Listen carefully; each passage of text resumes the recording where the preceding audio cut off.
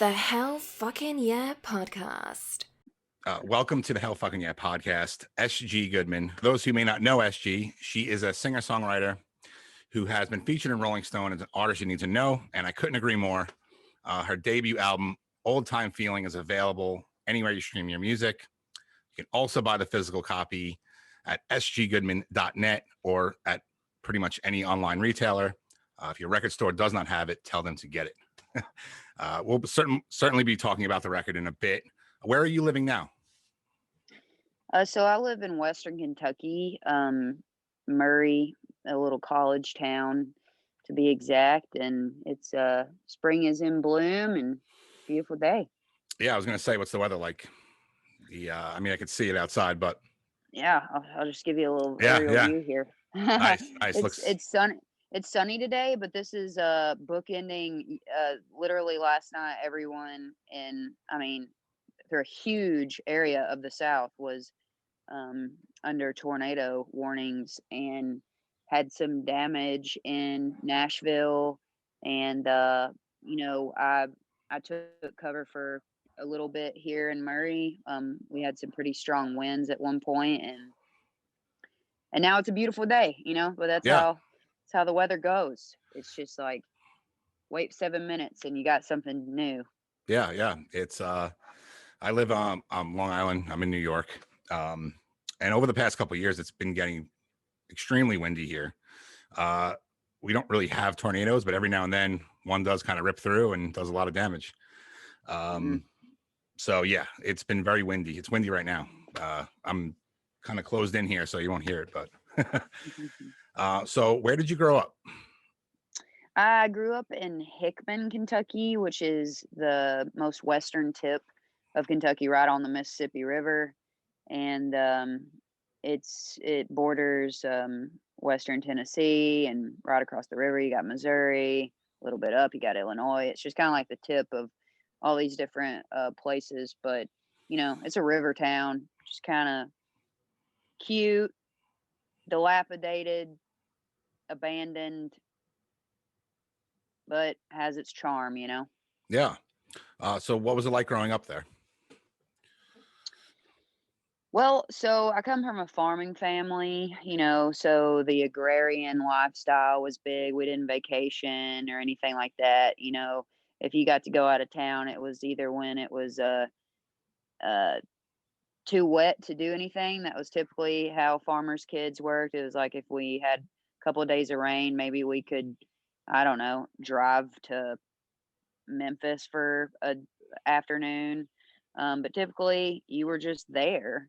And but as a child, you don't know any different, and you learn to kind of make use of what's available to you. So I spent a lot of time outside. Of course, me and my brothers worked on the farm. I didn't realize how rare of a lifestyle that was, of growing up in a town of less than 3,000 people, no stoplight, no fast food, no Walmart even, Wow. that was all about 20 minutes away from us. So closest mall was an hour, that kind of thing. So very isolated existence. But I don't regret it. Yeah. Was music a prominent part of your upbringing? I mean, it was a pastime, the people always ask if I take friends home to my hometown, they would just be like, "What did you do?" It's like, we rode around. We rode around. Like that's about it. You prop up somewhere, sit with your friends, and so there was always music playing. And as far as concerts go, that happened at church. And I was raised in a really conservative house. Really conservative, small little Southern Baptist church. I'm on the recovery from that right now. Program, but so I would say I went to 3 concerts a week, but it wasn't like my family had a traveling band or something like that. Right. Not at all. So yeah. Gotcha. What kind of music were you interested in at that time? Excuse me. Oh man. I mean, my dad was really big into classic rock, you know. Yeah. And so that was it's interesting. Now I barely listen to radio. Like sometimes I do while traveling. It just for some reason, you know, I'm one of those people who don't listen to a lot of radio anymore. I mean, I listen to my local college channel, which is WKMS. It's an NPR affiliate. They got some Nice. really good shows on there. And there's like a radio station around here that plays all like golden era country, which I love. Um, but as a kid, you know, you had top 40. I had the classic channel my dad would listen to. I had the, you know, kind of like 90s country channel, that kind of thing. And that was it. That, you know, I was a product of top 40 hits. Right. Aside from old gospel music or old country music that people around me just so happened to, you know, introduce me to. Absolutely. So now, besides music, you know, you have political influences in your new album. So around what age would you say political and social issues became of interest? I would say here, okay, I'll tell you this. So, Yeah. you know, back to the indoctrination I experienced through church. Um, I feel like in my childhood, I really saw a big shift. I know churches have always played a role in politics over the course of forever. Like Southern Baptists will tell you that, you know, um, like I grew up in a non-drinking household, and that was because we were Southern Baptist, and Mhm. we didn't believe. I mean, seriously, I've said there's so many sermons where preachers will go into the fact that the wine in the Bible was not alcoholic.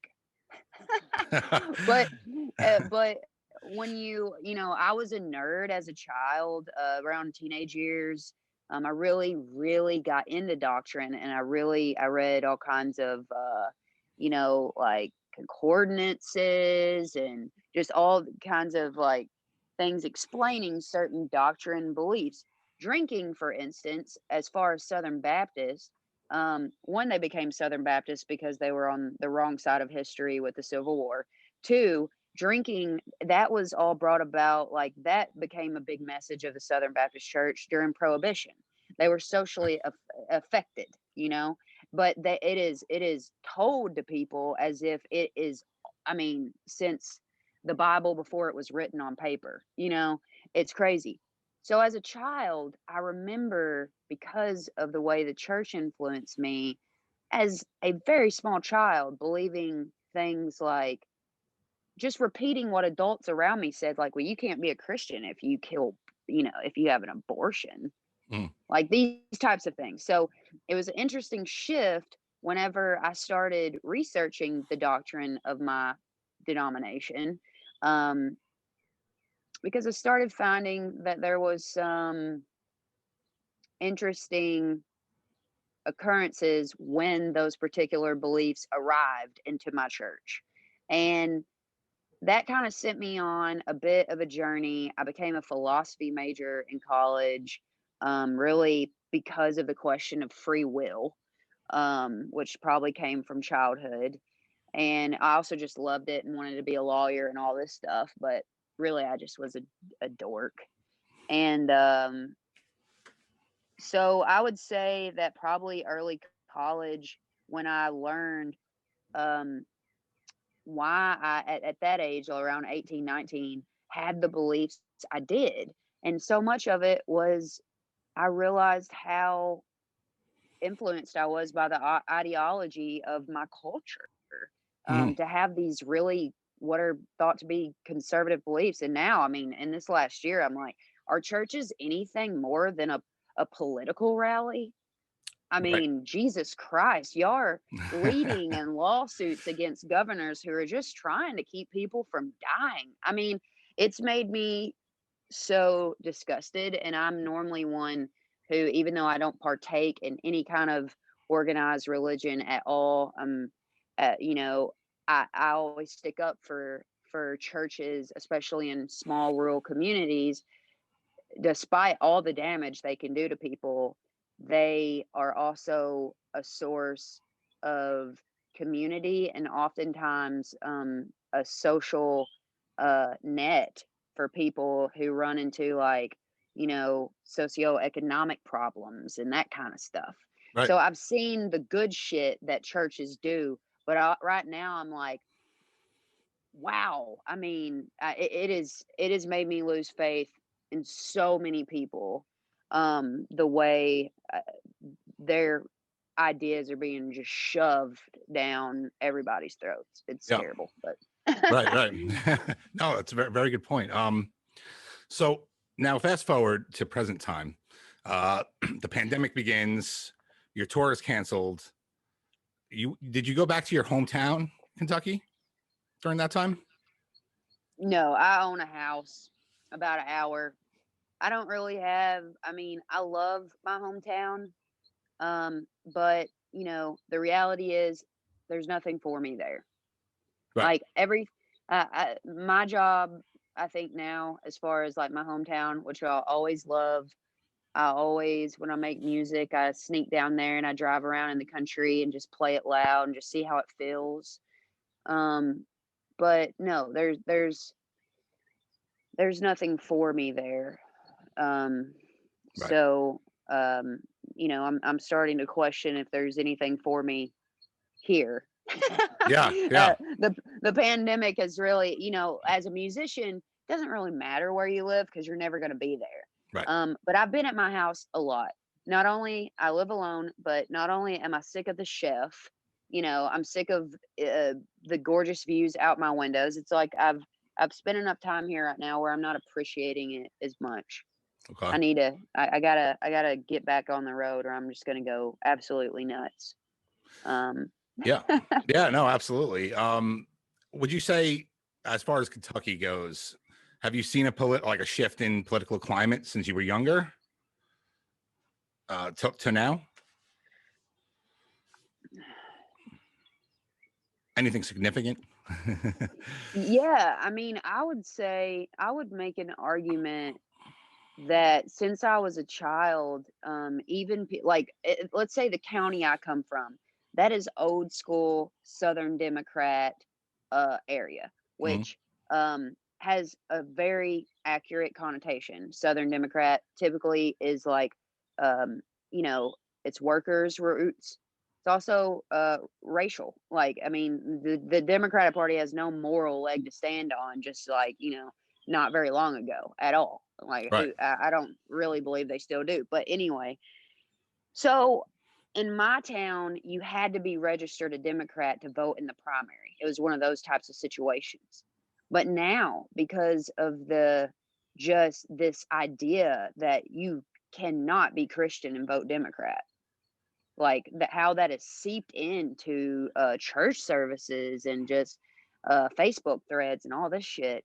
I mean, yeah, I've seen it's like I was you know, I was campaigning for Andy Bashir. We have a rare situation here in Kentucky. I have a Democratic governor and an all Republican legislature.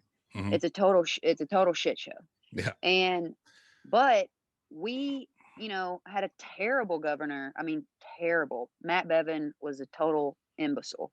Um, and we elected a Democratic governor. I think he's done a wonderful job during the pandemic. I think he has saved countless lives in his stuff.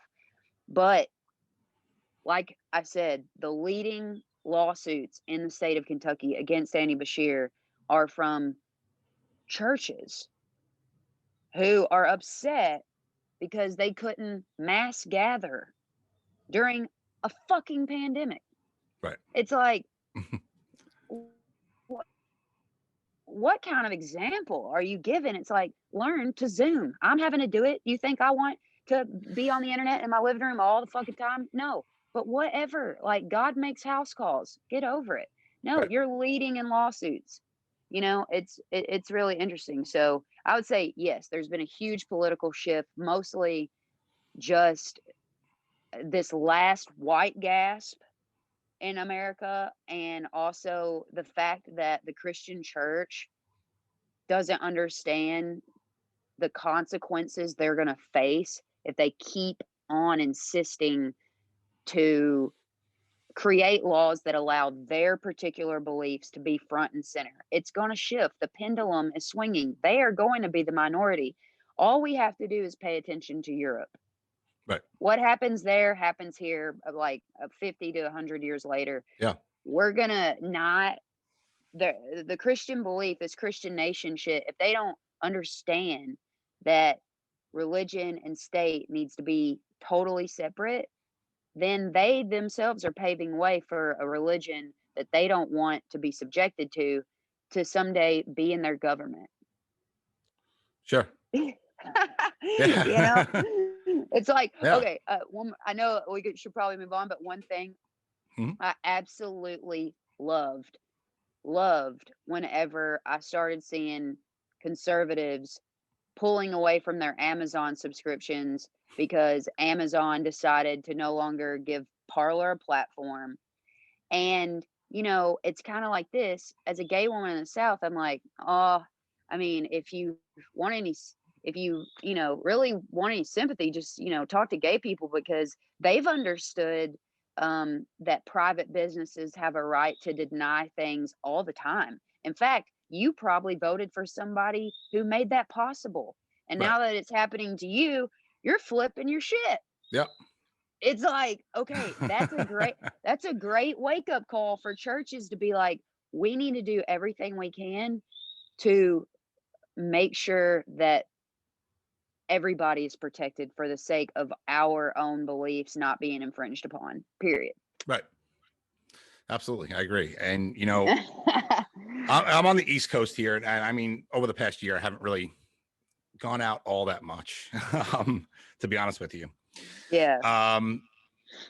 But I feel like everyone's kind of, well, we are literally isolated, but I really want to know, like, how do you, in your eyes, how the South is doing during this tumultuous time over the past year? I mean, shit. I mean, okay, let's just say, Great, best answer ever. in October, I took a trip to New York City because your cases were less by a lot than the infection rate was like half of what my small town was at the time. Wow. Like, there was, we have a lot of COVID deniers. You look around, so I'll just say it.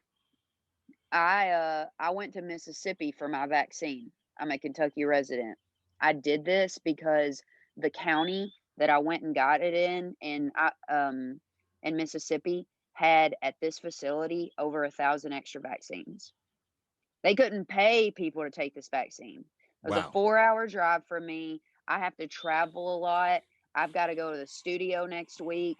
And I was like, I've got to get this shot to keep myself safe. Like, I've went from 0 to 60 as far as what I'm about to do in the next 3 months overnight. Mhm. And I am not up for a vaccine here in Kentucky anytime soon. I don't meet any of the requirements, but in Mississippi, I did. And so I went down there, got the vaccine. Appointments open all day. I wasn't taking it from anybody's grandma. Apparently, all the grandmas who wanted it already got it or just did not want it. But in the South in general, I mean, my friend works for an organization that tries to battle misinformation on the internet. And I don't know how, this region is doing with coronavirus, but it's like, even here in Murray, Kentucky, I try to get my groceries delivered if I can afford it at that time, like the extra expense, because you walk into any store around here, nobody's wearing a mask. It is so sad that and kind of awesome that we have this physical indicator when someone is a total selfish asshole. It's like, okay, like yeah. I don't even have to question it. Like, you are not like, I don't know if you're a good person.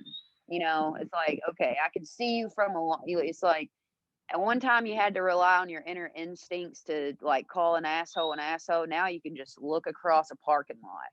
It's Yeah. interesting, Yeah. but hell, I don't know. I mean, I mean, what just happened in Georgia yesterday with the voter restrictions? I mean, one thing I read, I didn't even know this. You can't give water to people standing in voting lines in fucking Georgia. You know how hot it is down there? Yeah. I mean, it's hot here in Kentucky. It's like, what are Republicans so scared of? Yeah. But the thing is, they've already told us. They've said it. Mitch McConnell has said it out loud. Donald Trump has said it out loud. If they allow mail-in voting, if they allow, you know, looser restrictions on just letting people vote early, a Republican will never be back in office. Okay, why doesn't that bring alarm with everybody? What is that telling us? It's Yeah. like, oh, okay, so you're saying that the majority of America would always want a Democrat in office. Right. Isn't that the point of our democracy, that the majority wins? Right. So you're admitting that you're going to do everything to make sure that that's not the case. It's infuriating. I mean, I'm very protective of Kentucky. I'm very protective of the way people talk so negatively about us. Yes, we voted in Mitch McConnell again as a state. I did not. I fought Right. as hard as I could against that guy. I would argue there's certain things that we have been conditioned to believe as a state over the course of his 36 years in office, why he is still there. Currently, he is trying to get our governor, I imagine Governor Beshear's veto of this bill will be overridden by our Republican legislature. But currently in Kentucky, for the first time ever, if Mitch McConnell dies in office, our governor will not be allowed to appoint the senator of his choice. That is a new rule that they made sure. Wow. Yeah. Wow. That's gonna happen here. I always find it funny that they make things up as they go for their convenience. Oh man, so good at it. Yeah. So good at They're it. so good at it. It's crazy. I mean, I'm all for, we've got to end the filibuster. I mean, we don't even need a thing in our Senate, like meeting room that sounds like a Dairy Queen ice cream. You know, we need to get rid of the filibuster for sure. Yeah. Absolutely. So, based on your beliefs and ideologies, would you say that you stay in the South to change the system from within, instead of maybe moving somewhere, you know, where you blend in more, you know, if that makes any sense? I mean, here's the thing. You can change the best, like, you can change the South not being here. And I'm only going to live one lifetime. And I'm definitely going to move out of the South for at least a period of my life, because I want that experience. Sure. I want to be able to eat, you know, dim sum, for crying out loud. You know, it'd be nice. It'd be nice to have a pizza option other than Domino's. Right. You know, and I'm going to give that to myself. Will that be the end of my work for the South and Kentucky? Never. You know? Sure. One, I do not in any way blame people who had to leave this area because of their mental health, because of their physical safety, because of the fact that you couldn't find a job up on that mountain where your granddaddy was a coal miner. I get it. The thing is it's really easy when we get into groupthink, when we go to more liberal places where people are just like, oh, the South is so fucked up, you know. Mm-hmm. Don't join in that discussion. Like, Right. give the different view. Like for a moment there with Breonna Taylor's death, with possible, Charles Booker coming up as a, 11th hour candidate or whatever. Kentucky was hot. Everybody wanted to help Kentucky. Right. Don't be, that whatever, like just a split second fan. Like, keep working here. Right. Like, it took everybody to get the 2 Senate seats in Georgia. Really. Like, just from information alone. When I worked for Andy Beshear for his campaign a few years ago, or actually just barely a year ago, he hasn't even been our governor. His first year of being a governor was during the pandemic. Yep.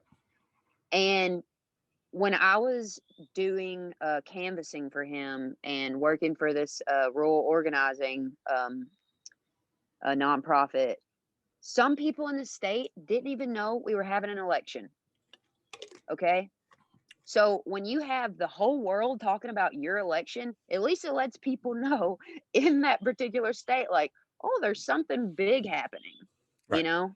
We've got to realize that state lines cannot hold people back from understanding the importance of being active in other places, because especially during the pandemic, we have seen what your neighboring state does could kill people in your state.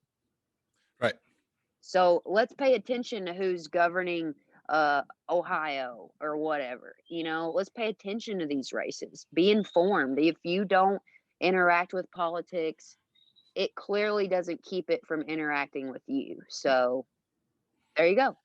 Exactly. And that's kind of why I asked you, how it was going down there, because the reality is like a lot of people are like, if it's not in my backyard, I don't care. And Yeah. I think, people can be fickle for sure. And I totally agree with you. I think we all need to be the United States, like it says. Exactly. Yeah. I mean, if there was ever an argument of the fact that people should have been paying attention to Kentucky all along, it solely rests with, imagine a world where Mitch McConnell was never a senator. We wouldn't have Citizens United. Okay.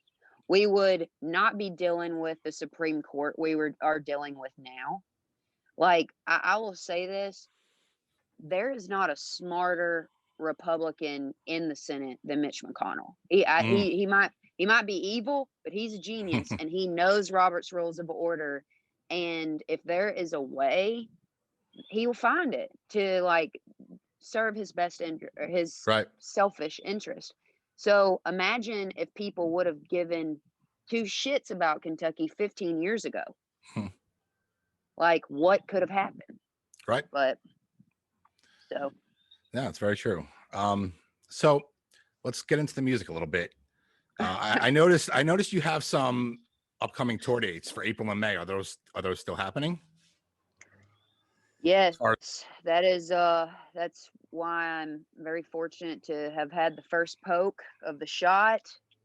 A little scary. I played a couple of socially distant shows last year when cases were down, potted situations.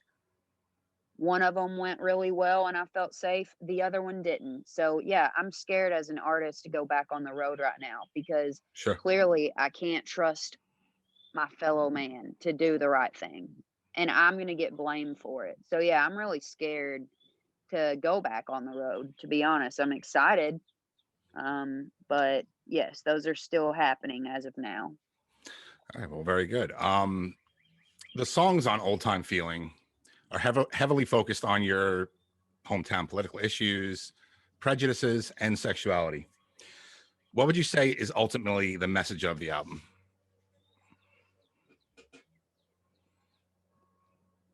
I mean, I don't think I have like one message. Yeah. I guess just like, this is who I am, this is right. This is what I do. I mean, I don't think you can necessarily listen to my music and be like, I hear a little gay in that, you know? It's like, huh? I think it's just like my biggest question for a person was, did you remember it? Yeah. You know, did it stick with you at all? How did it make you feel? You know, Right. that's important to me. It's like, I don't really care if anybody listens to my music and can tell it, you know, there was a little gay in there or something. Right. I think I probably should form the question. Like, yeah, what do you want people to take away from it? Well, I guess it'd probably go back to my song Old Time Feeling. You know, my kind of battle cry in that is my chorus, which is we're not living in that old time feeling, you know. Mm-hmm. Not everybody in the South and from rural places fit the stereotypes that are projected from people outside of these places. You know, there are people who are dedicating their life to make this place better and to end generational cycles.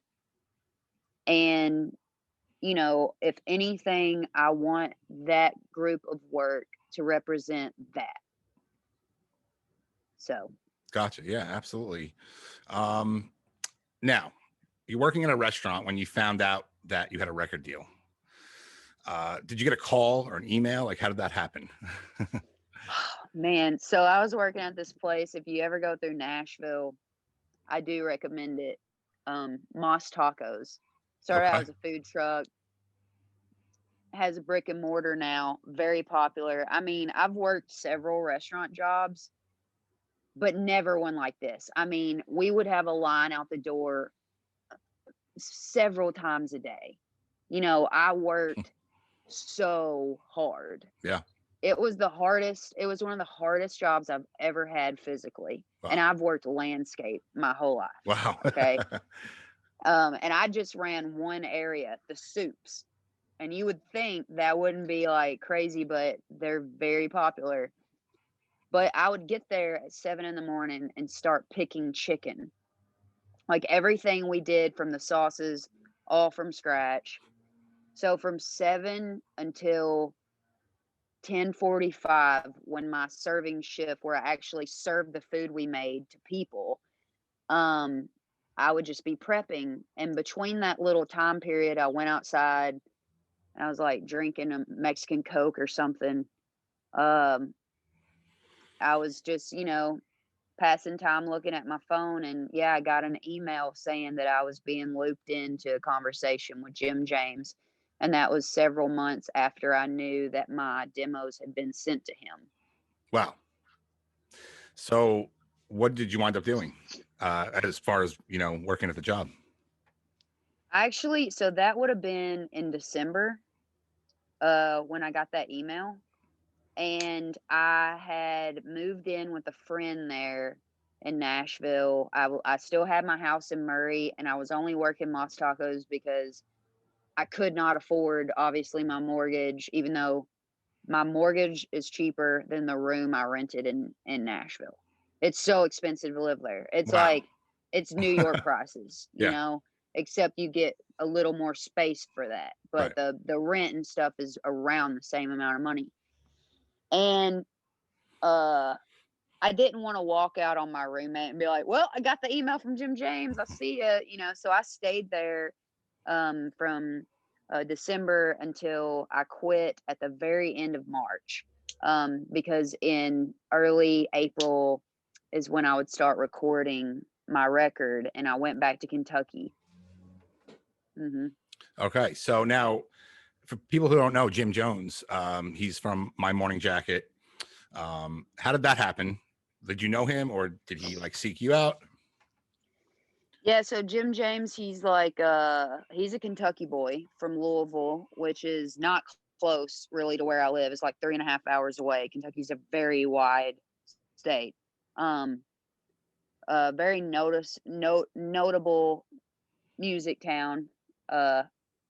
Post-punk roots, Will Odom, you know. Yeah. Lots of amazing music that people don't think come from Kentucky. They just equate it to like bluegrass, Chris Stapleton, Sturgill Simpson, Tyler Childers, which are amazing artists, but that's the way they typically think of Kentucky music, when really it's like we have one of them, we have a lot of notable rock, post-punk kind of stuff in our state. My Morning Jacket is one of them, and I was on a compilation to benefit it's called Kentucky Natural Lands Trust, that preserves large amounts of land in the Appalachian Mountains, so like Pine Mountain and stuff like that. And it turned out Jim James was on this compilation with me, and I found out while doing that, I was in Harlan County recording this, found out that he was involved and that I had a mutual friend with him. And I was like, oh my God. So on the way home from the mountain, I just had the thought, I'm going to make some demos. I'm going to work up the courage, reach out to Daniel Martin Moore, another Kentucky artist, see if he would be willing to pitch these to Jim. And I finally, one day in October, right before moving to Nashville, I sent them to Daniel, and he said he'd send them along. And that's how it happened. Yeah. And yeah. So besides obviously it's vocally and lyrically beautiful, this album. I love the sound of everything on this record. As pleasant as it is, it also has like a very raw feel to it. I really appreciate that. And I know, it's intentional. So how did you achieve the sound, and why was it important to you to produce the sort of raw sound of the album? I mean, before I came out as S.G. Goodman, I went under another moniker named The Savage Radley and made an album with that. And it was, I'm proud of it, but for what you would have experienced us sounding like live, it was overproduced. Mm-hmm. And I have this thing where generally I really like bands to sound like their records.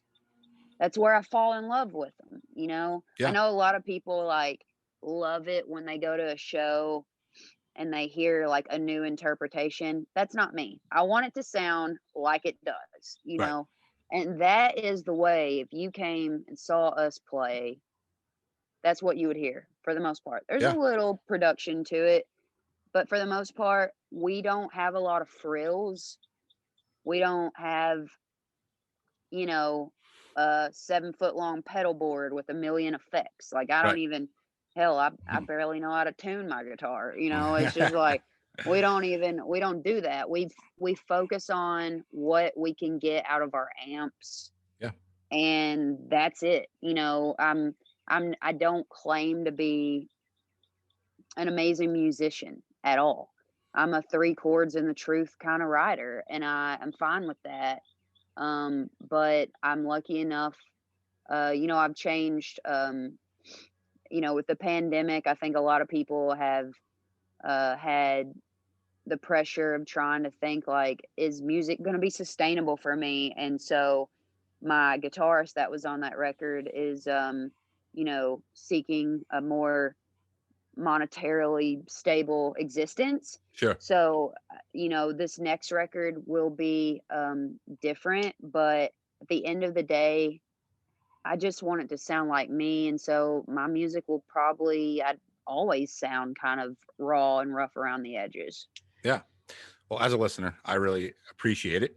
And, I listen to a lot of things, and I see a lot of people live, and half the time, you see the band and they don't sound anything like what was recorded.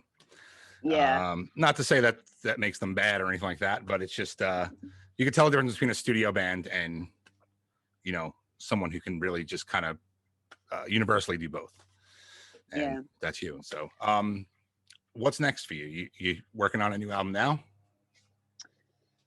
Yeah, so if I can get over these allergies and everything, I'm heading down and working on a new album next week. I have, some dates with John Moreland, the Mile High, Milo have a festival that I can't remember the name of in Key West. All I remember is it's going to take me 19 hours to drive there.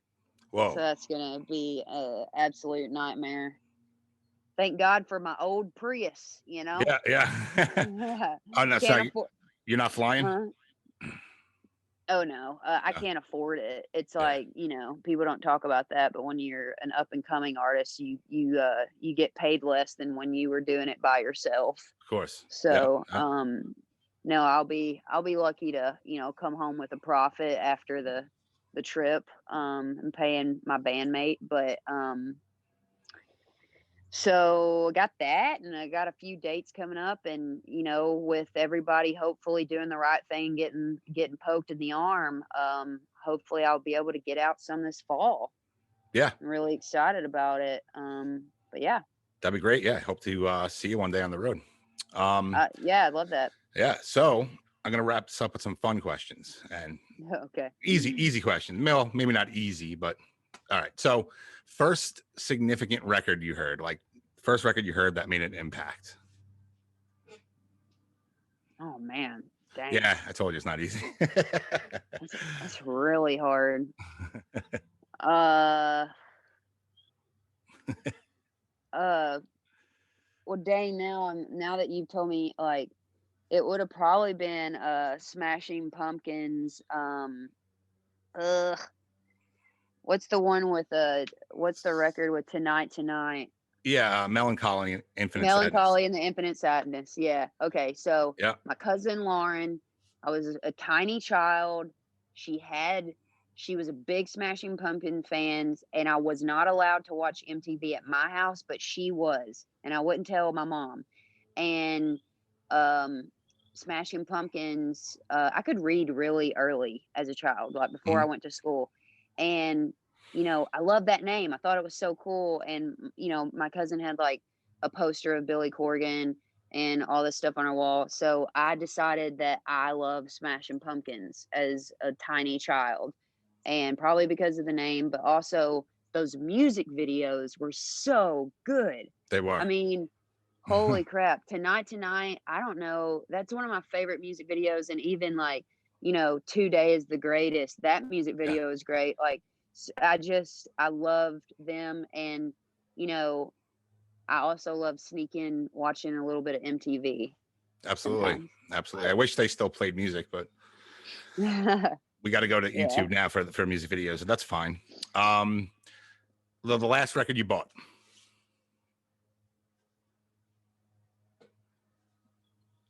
It was a Record Store Day Karen Dalton album. I'm trying to think which one.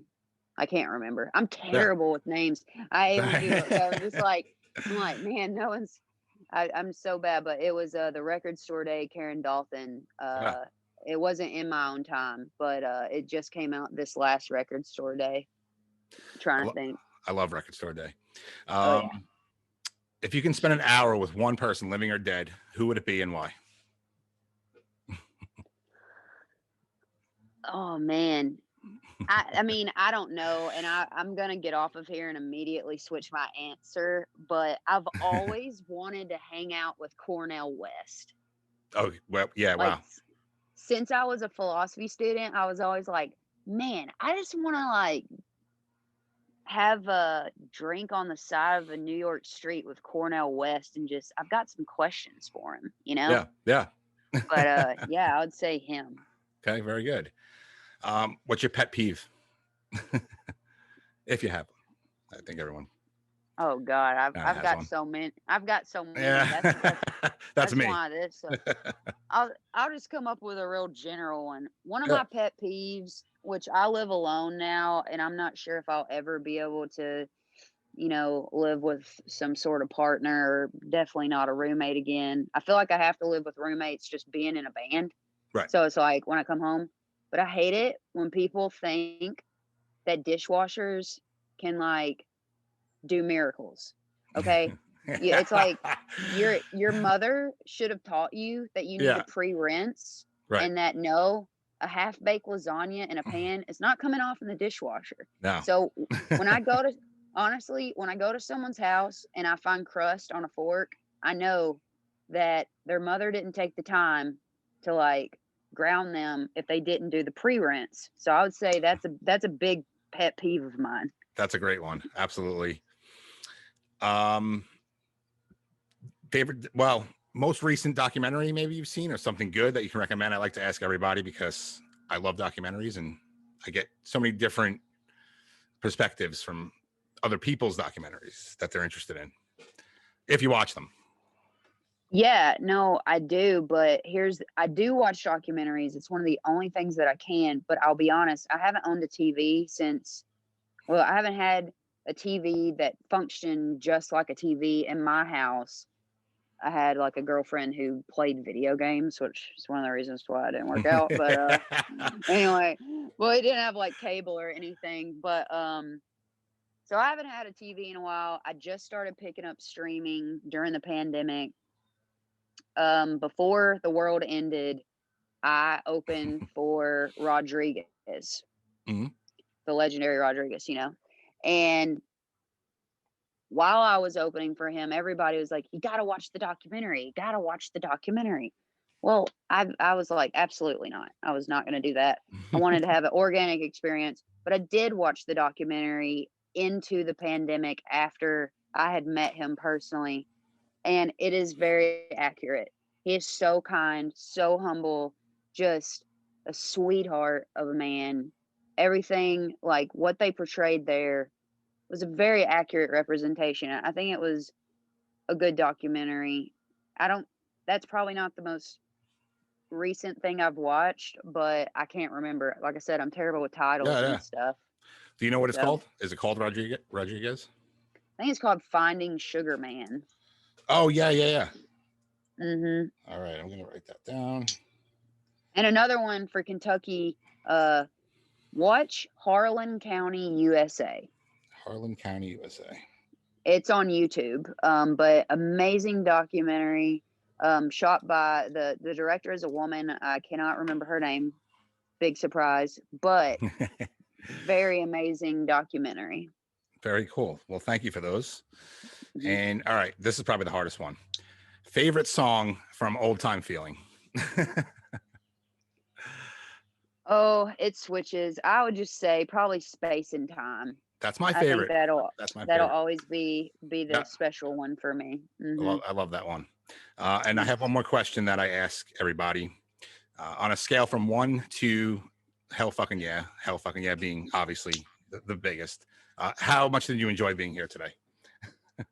Oh man, hell fucking yeah! Oh man, thank you.